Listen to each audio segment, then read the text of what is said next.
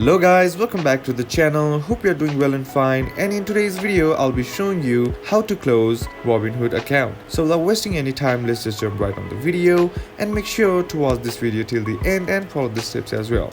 Now the first thing that you need to do is head over and open up your Robinhood app, and once you're here you'll be seeing this kind of homepage. Right now on the bottom bar you'll be seeing your 5 icons. Simply tap on the person icon on the bottom right corner of the screen, and once you tap on it you'll be seeing your profile page. Right now on the top right corner of the screen you'll be seeing 3 horizontal bars. Simply tap on that, and once you tap on that you'll be provided with the menu options. Now among them you'll find an option that says settings. Simply tap on that, and once you're inside settings you'll find an option that says account information under account. Simply tap on that, and once you're inside account information, here you'll be seeing your detailed account details.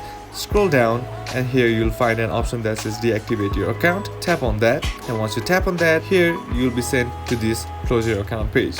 In order to close your account, first you gotta sell all shares and close all positions, and the next thing is close your debit card, and the third thing is bring your account balance to 0. And once you are done with all these steps, then you can go ahead and tap on close account. That's basically how you can close your Robinhood account. And that's it for today's video guys. Hope this video was useful to you. Thank you for watching. Bye bye.